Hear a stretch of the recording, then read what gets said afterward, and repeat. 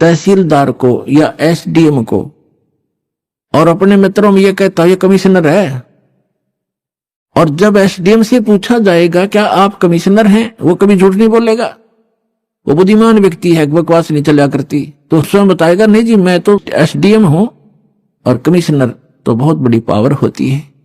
तो ऐसे जब भी इन अधिकारियों से हम मिलते हैं तो ये सच्ची बताया करते। तो जब धर्मदास जी वापस आए, धर्मदास जी ने कहा हे भगवान, फिर तो ये वेद और कतेब ये सब झूठे हैं, ये तो परमात्मा को निराकार बताते हैं और कोई ब्रह्मा जी विष्णु जी शिव जी को सर्वशक्तिमान बताते हैं। तब परमेश्वर ने कहा कि वेद कतेब झूठे नहीं भाई, झूठे हैं जो समझे नहीं। ये वेद कतेब झूठे नहीं है, इनमें जिस सत्र का ज्ञान है वो बिल्कुल ओके है, लेकिन कंप्लीट नहीं है वो अलग बात है। जैसे मैट्रिक क्लास के 10वीं कक्षा का सिलेबस अपने सत्र का तो ठीक है, लेकिन वो एमए और बीए का नहीं है, बीसीए का नहीं है, वो सिलेबस अलग है, लेकिन उस मैट्रिक तक के जो शिक्षा है वो उसमें सहयोगी होती है। तो यहां परमात्मा ने कहा है कि वेद कतेब झूठे नहीं भाई, और झूठे हैं जो समझे नहीं। झूठे ये हैं तुम्हारे धर्मगुरु जो पुराणों को, वेद को, गीता जी को समझ नहीं सके, ये झूठे हैं। तो इस प्रकार परमात्मा प्रचार किया करते थे, बहुत से शिष्य बन गए थे।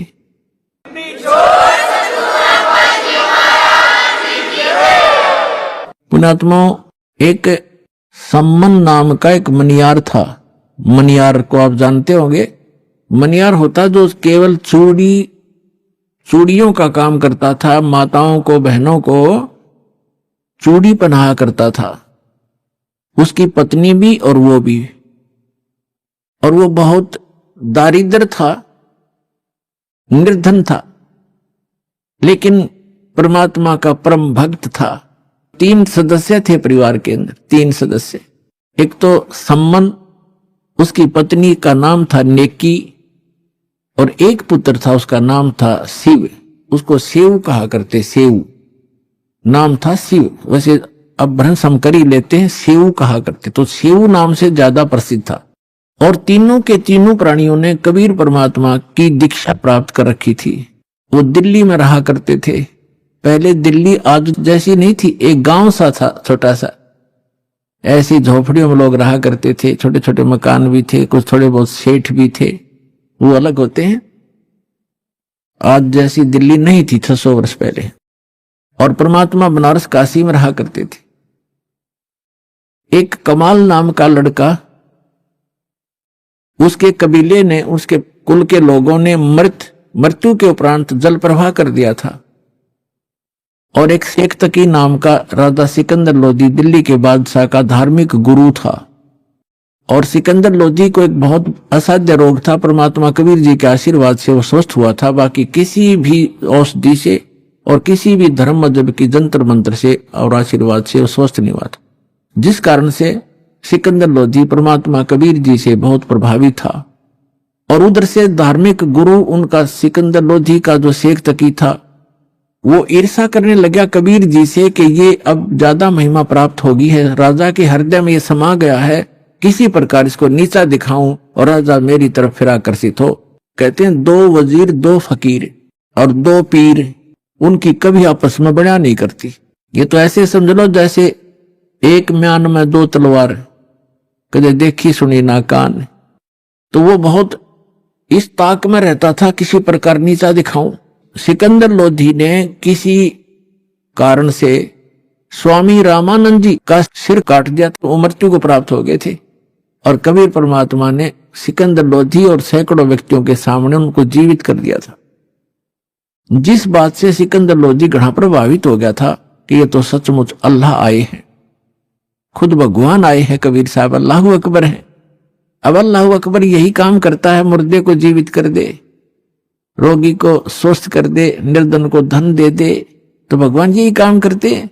तो वो सभी काम कर रहे थे। सिकंदर लोधी का पक्का विश्वास हो गया था कि सचमुच गॉड है, खुदा है। परमात्मा कहते हैं राज तजना सहज है, सहज त्रिया का ने, मान बढ़ाई ईर्षा बाई दुर्लभ तजना। ये राज भी छोड़ सकते हो, अपनी सुंदर पत्नी को भी त्याग सकते हो। और कहते हैं मान बढ़ाई और ईर्षा ये नहीं छूटती जीव पर, ये छूटे बिना भगवान मिला नहीं, बात वहीं की वहीं रही।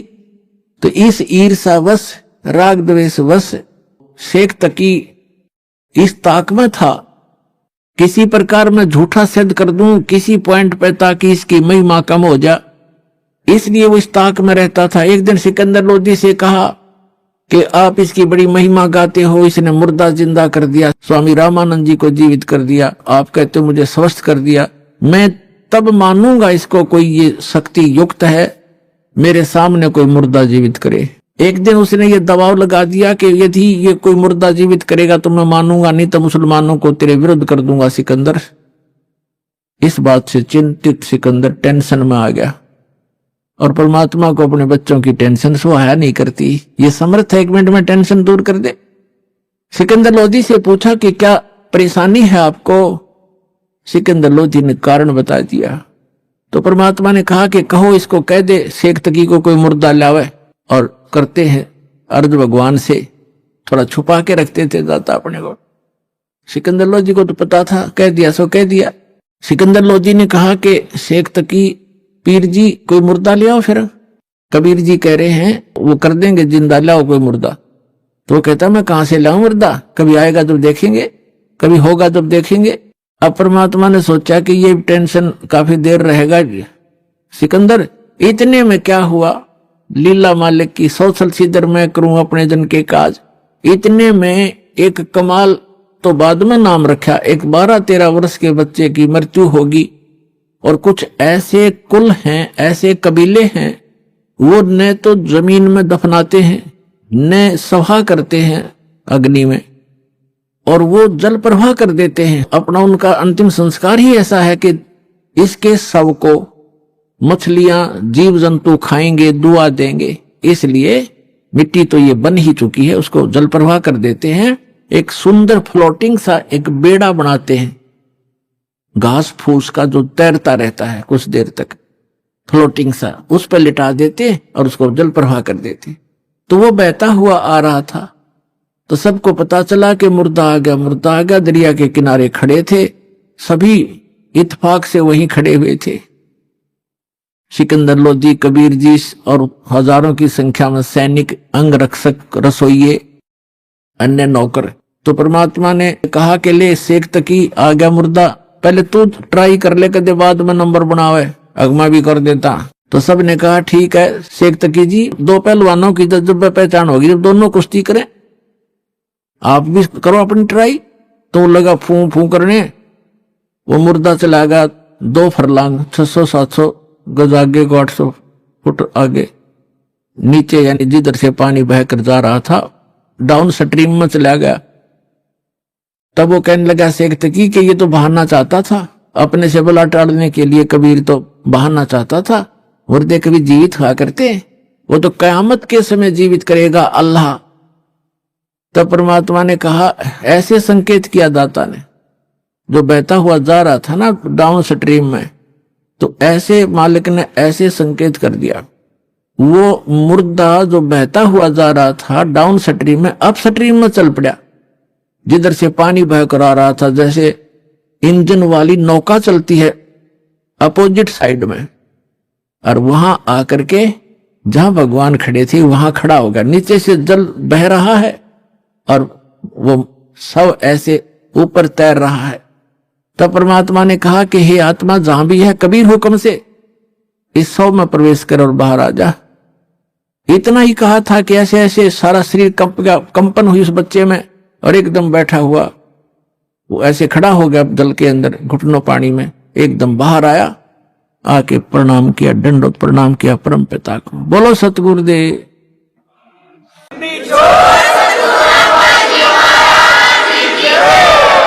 सभी ने ये कहा कमाल कर दिया, कमाल कर दिया। परमात्मा ने उस बच्चे का नाम कमाल रख दिया और उसको अपने बच्चे के रूप में रखा। अब बच्चे को पता नहीं कौन माता थे कौन पिता थे, दाता ने वो बच्चा अपने पास रखा, उसको भक्ति दी। अब क्या है कि कुछ दिनों के बाद परमात्मा के संग रहने से उस कमाल के अंदर अभिमान आ गया राज तजना सहज है, सहज तरिया का ने, मान बढ़ाई ईर्षा ये दुर्लभ तजना ये। अब क्या है कि परमात्मा लीला करते हैं, वो कुछ एज्ड हो गए लीला में शरीर में, और वो कमाल नाम का बालक 17-18 साल का हो गया, युवा, भक्ति मिल गई, ज्ञान रोज सुनाई करता, अपने मुंह बोले भगवान और पिता के साथ। वो तो सबका पिता है कबीर साहब, ऐसे तो सबका ही पिता है, सबका जनक है, सबका पालक है। अब ये गलती हो जाती है हमारे से, 4 बातें सीख कर, जो ज्ञान सुनकर हम स्वयं वक्ता बनकर प्रभुता के पात्र बनना चाहते हैं, ये जीव की सबसे बड़ी भूल और दुर्भाग्य होता है। तो परमात्मा ने देखा यह संगत भी ज्ञान के अभाव से, किसी को से थोड़े से ज्ञान के वचन सुन लिए दास से प्राप्त, और वो ठीक सा बोलने लग गया, सब उसी की तरफ देखने लग जाते, वाह वाह बहुत अच्छा बोलता है, खाक बोलता है बता। और फिर वही बात बिगड़ जाती है कि गुरु को तजय बजय सो आना था, पशुआ को फोकट ज्ञान। गुरु को छोड़कर अन्य पर आसक्त होते तो वो भी एक फोकट ज्ञान है उन लोगों का, जैसे हम भगवान को छोड़कर इस काल पर आसक्त हुए थे, आज ये दुख भोग रहे हैं। तो इस प्रकार हमने अपने पतिव्रता पद से भी नहीं गिरना है।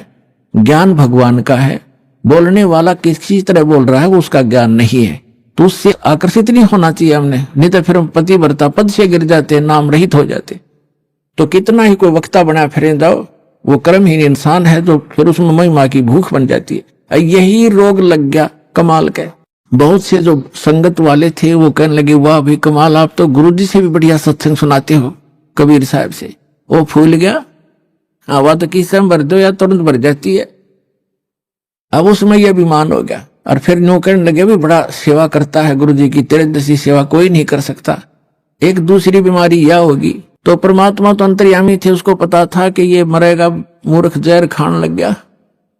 अब संकेतों में समझा करते थे भगवान कि भाई अभिमान चाहे तो धन का हो जा, कोई दान गढ़ा करता है, दान का अभिमान हो गया, मैंने इतने पाठ करा दिए, मैंने ये बनवा दिया, फलान कर दिया।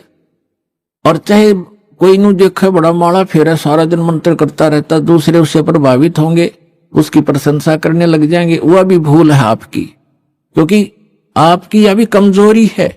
अब जैसे कोई एक लड्डू खा रहा है और दूसरा आदमी कह रहा देख 4 लड्डू खा गया, वाह भाई वाह बड़े लड्डू खा गया। अब उसके लड्डू खाने का आपको क्या मिला? आप भी प्रबंध करो 4 लड्डुओं का, जब तक बराबर हो, उसकी खाक प्रशंसा करे, वो भक्ति करे, तुम उसकी प्रशंसा करे, आप भी करो फिर तो ऐसे हम मार खाते। ये कमजोरियां हैं जो दास आपको बता रहा है, जो आपके भक्ति की गाड़ी में पंचर कर देंगी। इनसे बचना, इन कमजोरियों से बचना ही बचना है।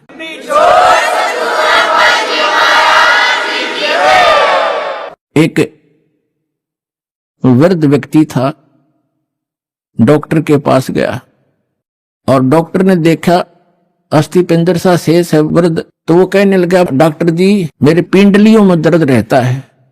डॉक्टर बोला जी कमजोरी के कारण है बाबा। तो कहने लगा जी मेरी ऐसे सांथलों में भी दर्द रहता है, सांथलों में। डॉक्टर बोला भाई कमजोरी है, कमजोरी वीकनेस। वृद्ध कहने लगा जी मेरे सिर में भी दर्द हो जाता है। डॉक्टर कहने लगा कमजोरी है। फिर उसने कहा वृद्ध ने कि मैं खड़ा होता हूं चक्कर आता है। तो डॉक्टर बोला बाबा कमजोरी है। अब वृद्ध ने गुस्सा आ गया, ने बोला तू डॉक्टर है गम चक्कर, एक के बाद जाने कमजोरी है कि मैं और भी बताओगा। तो डॉक्टर बोला यह अभी कमजोरी के कारण है, आपने गुस्सा जो आया ये भी कमजोरी के लक्षण है। ये गुस्सा भी कमजोर आदमी को ही ज्यादा आता है। तो पुण्यात्माओं जो दास आपको बता रहा है ये भी कमजोरियां हैं, इनमें से कोई से भी हो वह भी कमजोरी ही है, वीकनेस से आपको यानी भक्ति मार्ग में बाधक है।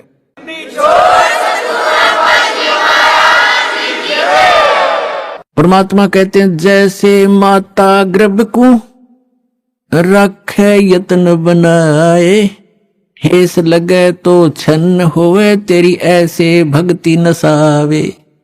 जैसे किसी बेटी को, बहन को, माई को गर्भ रहता है तो उसको वो जानती है, उस गर्भ को प्रफुल्लित करने के लिए वो कितनी सावधानी बरतती है।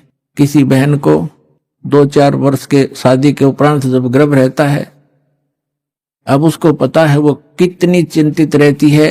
करवट लेते समय रात को भी ये चिंतित एकदम फड़क के उठती है, कहीं मेरे बच्चे पर दाब ना आ गई हो, मेरा गर्भ खराब ना हो जा। ऊंचे नीचे पर पैर रखते समय भी बहुत ध्यान से चलती है। खाने पीने की भी वो बहुत सावधानी बरतती है कि कहीं मेरा ये गर्भ रूपी लाल नाश ना हो जाए। तो परमात्मा कहते हैं जिस दिन आपने परमात्मा की असत भक्ति मिल गई तो आत्मा के अंदर आपका भक्ति रूपी वो गर्भ स्टार्ट हो गया उस दिन से। अब यहां बताते हैं कि जैसे माता गर्भ को रखे यतन बनाए और ठेस लगे तो क्षीण होवे, ऐसे भक्ति नसावे। तो ऐसे ये ठेस नहीं लगने देनी चाहिए भक्ति रूपी गर्भ के। ये मोक्ष रूपी लाल बनाने के लिए बहुत सावधानी बरतनी पड़ेगी। आप उस कमाल के मन में दोष आ गया। परमात्मा बार बार कहा करते सत्संग में सबको सामूहिक ज्ञान दिया जाता है, प्रत्येक व्यक्ति को नहीं बताया जाता। और जैसे औषधि गोलियां दवाई जड़ी या इंजेक्शन के माध्यम से एक ही स्थान पर लगाई जाती हैं, वो जहां दर्द होता है जहां पीड़ा होती है वो औषधि वहां काम कर देती है। तो सत्संग के माध्यम से सामूहिक इंजेक्शन लगाए जाते हैं ये वचनों के, और जिसमें जो वीकनेस जहां की है उसी के वो औषधि काम कर जाती है। बुद्धिमान उसको समझ जाते हैं, आगे सुचारू हो जाते और वो अपनी कमजोरी को ठीक कर लेते। बुद्धिमान वही होते। इतना कुछ कई बार कहा परमात्मा ने कि जो दान ज्यादा करता है यदि उसके मन में अभिमान आ गया, करा कराया नाश हो गया। कबीर साहब कहते हैं तन मन धन दिया तो भला किया, सिर का दासी भार, और जब न्यू कहा कि मन ने दे दिया तो बहुत सहेगा मार। वो तो दिया हुआ तक गया, नाश हो गया, रोड पर में दुर्गति और हो जाएगी तेरी। तो किसी भी प्रकार का सेवा का अभिमान हो जाए, अभिमान तो अभिमान ही है, वो तो नाश ही करता है, भगवान से दूर करता है। लेकिन कमाल की बुद्धि भ्रष्ट हो चुकी थी, परमात्मा के साथ रहकर भी वो अपनी ही चलाता था। पुण्यात्माओं जैसे मन में बहुत सी बातें आती हैं। एक बार धर्मदास जी ने कहा, हे भगवान आप कहते हो कि श्री कृष्ण परमात्मा नहीं है, समर्थ नहीं है। श्री कृष्ण जी ने राजा मोर ध्वज के पुत्र तामर ध्वज को आरे से चिरवा के डेथ हो गई थी, दो फाड़ हो गया था, और फिर वैसा ही बना दिया और जीवित कर दिया। तो कैसे माने कि इनमें ये भगवान नहीं है, सर्वशक्तिमान नहीं है। परमात्मा कबीर जी ने कहा कि मैंने ये कभी नहीं कहा कि ये भगवान नहीं है, मैंने ये अवश्य कहा ये सर्वशक्तिमान नहीं है। मैंने ये कभी नहीं कहा कि ये स्वामी नहीं है, ये प्रभु नहीं है, इतना अवश्य कहा कि सर्वशक्तिमान नहीं है। जैसे परिभाषा प्रभु की आपको बहुत बार बताई है, तहसीलदार भी साहब है, एसडीएम भी साहब है, डिप्टी कमिश्नर भी साहब है, जिसको कलेक्टर कहते हैं, डिप्टी कलेक्टर, और कमिश्नर भी साहब है, मंत्री भी साहब है, अपने सतर का साहब है, अपने उसका कुछ सीमा है उसके साहब की, उसकी शक्ति की। और मंत्री भी साहब है, मुख्यमंत्री भी साहब है, प्रधानमंत्री भी साहब है। लेकिन ये सभी साहब हैं, लेकिन कोई कहे कि डीसी समर्थ है, सर्वशक्तिमान है, सारे देश का कंट्रोलर है, तो वो गलत कह रहा है। अब जितना वो साहब है, जैसे कोई एक मंत्री को और प्रधानमंत्री बताता है राज्य के मंत्री को, तो वो उस प्रोसीजर से वो परिचित नहीं है। इसलिए एक मंत्री भी अपने सत्र का लाभ दे देता है, लेकिन जो प्रधानमंत्री लाभ देगा वो ना मुख्यमंत्री दे सकता।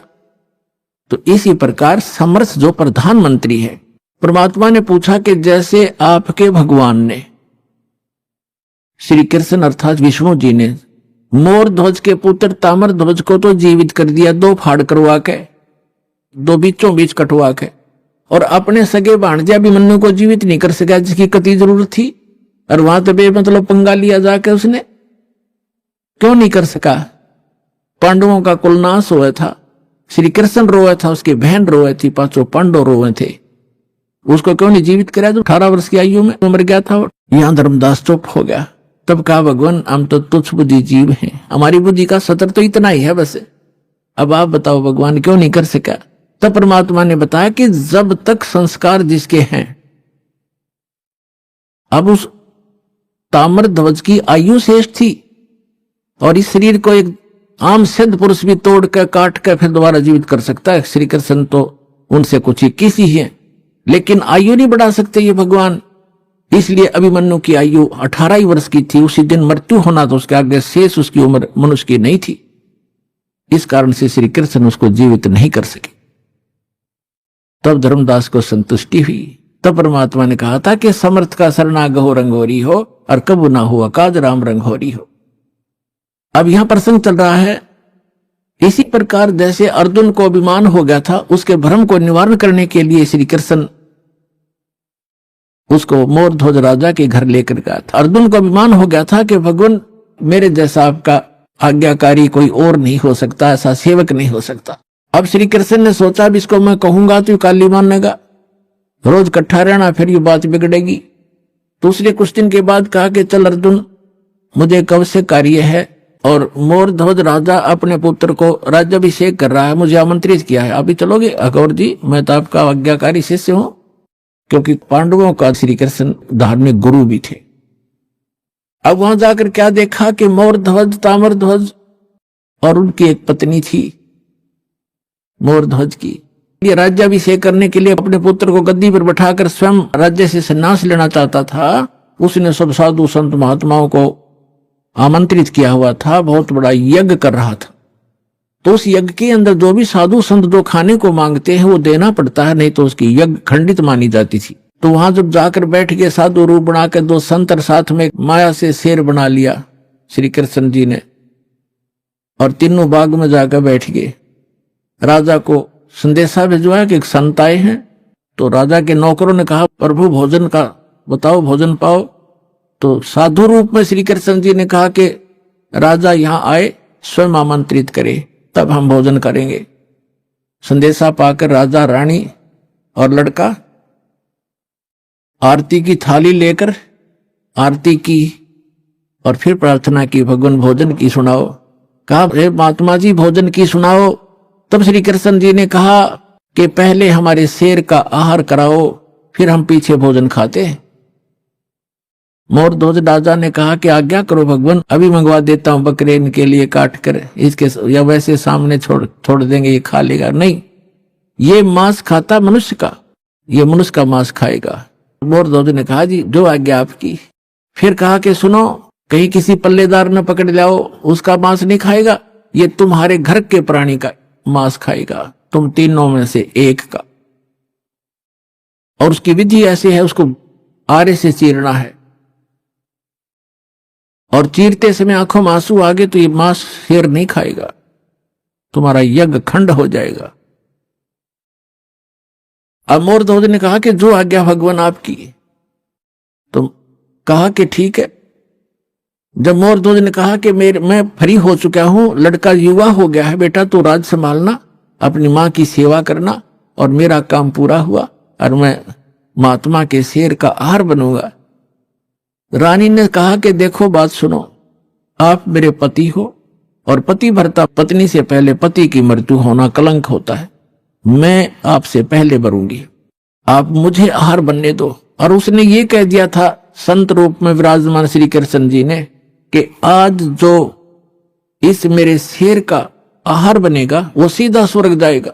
तो उनकी होड़ लाएगी, कैसा बढ़िया दाव, शरीर तो ये जाना ही जाना है और आज दाव लगे। तो रानी ने सोचा कि राजा ला गया नंबर ही होता है, ये तो हाथों हाथ स्वर्ग मिल रहा है, इससे गोल्डन चांस क्या होगा हे भगवान। क्योंकि पहले संतों के वचनों पर विश्वास किया करते थे, ये तब नकली संतों ने खो दिया, अविश्वास हो गया जनता में। उस समय ये था कि जो संत बोलता है वो फाइनल होता है। इसलिए रानी ने पंजे गाड़ दिए, अग नहीं आप नहीं, मुझे काट दो, मुझे शेर का आहार कर दो। और मन में ये थी कि मुझे स्वर्ग मिलेगा, इससे बढ़िया चांस क्या होगा, और मैं क्या संभालूंगी। बालक ने बाप यहाँ रहेगा तो इसको राजकाज में गाइड करता रहेगा, बच्चा दुखी ना होगा। इसलिए अब तीसरा नंबर था उसका। ताम्रध्वज ने सोचा कि अभी बात बिगड़गी, पर प्रथम तो स्वर्ग प्राप्ति और दूसरे मैंने माता पिता की सेवा क्या की है, इनको ये कट जाएंगे तो मेरा धर्म बिगड़ गया।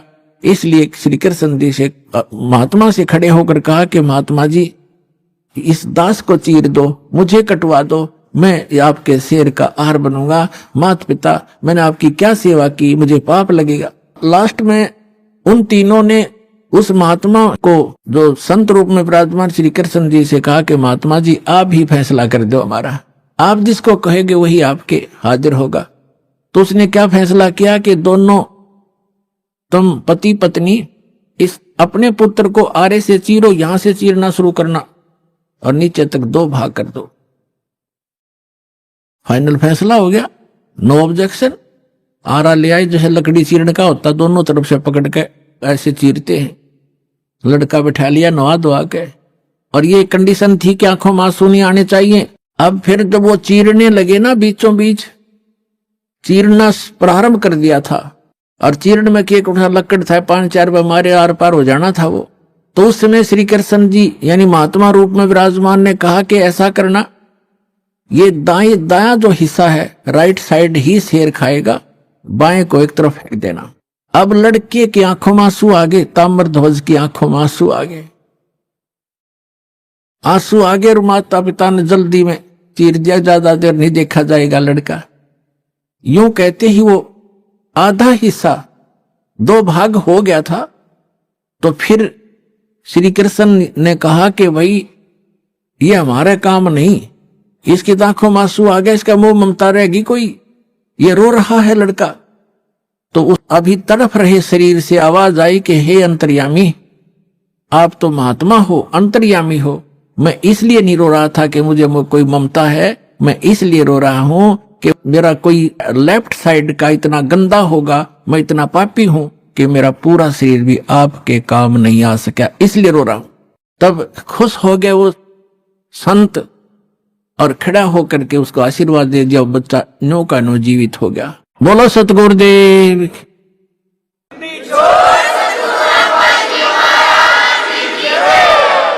अब जब उसने जीवित कर दिया और कहा भाई मैं तो तुम्हारी परीक्षा लूं था बेटा, तुम सफल हो गए सारे, तो श्री कृष्ण ने कहा और कहा कि मांग ले मोर ध्वज, क्या मांगना चाहता है, तुझे स्वर्ग में भेज दूंगा और बहुत समय तक तेरा स्वर्ग का राज लिख दूंगा, इंद्र की पदवी दे दूंगा। तब उस ज्ञानी मोर ध्वज ने क्या मांगा कि मुझे भक्ति दे दो भगवान, इस राज ने के चाटूंगा तो काल छोड़ना पड़ेगा, वहां का भी छोड़ना पड़ेगा। तो जिस स्तर की भक्ति श्री कृष्ण दे सकता था वह मोर ध्वज को दे दी और लड़के को भी जीवित कर दिया। लेकिन जन्म मरण ना श्री कृष्ण का समाप्त, ना मोर ध्वज और ताम्र ध्वज का, ना उसकी पत्नी का समाप्त हो सकता। अब कहने का भाव ये है कि अर्जुन ये देखकर इकट्ठा हो गया न, सुकड़ गया। जब श्री कृष्ण ने कहा कि अर्जुन आप डींग मारा करते कि मेरे जैसा कोई सेवक नहीं, तने सेवक तो देखे नहीं थे। जब अर्जुन ने कान पकड़ लिया, जी मैं तो घना निकम्मा आदमी था, मैं ये सोच बैठा था आज मेरी कति फड़क निकल गई, महापुरुष तो ऐसे होते हैं, मैं तो इनके चरणों की धूल भी नहीं हूं। अपने आत्माओं, हमने श्री कृष्ण जी को परमात्मा इसलिए मान लिया था कि उन्होंने मोर ध्वज के पुत्र ताम्र ध्वज को आरे से चरवा कर जीवित कर दिया, बस। और यहां परमात्मा ने फिर बताया कबीर जी ने कि वो अभिमन्यु को जीवित क्यों नहीं कर सके, वो तुम्हारे समर्थ भगवान। उसका कारण भी बताया कि ये समर्थ नहीं है।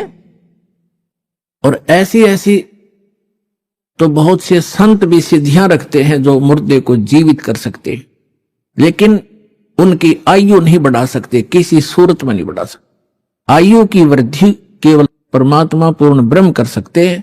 मासा घटे ना तिल बधे, विदना लिखे जो लेख, और सच्चा सतगुरु मेट कर ऊपर मार दे मेघ।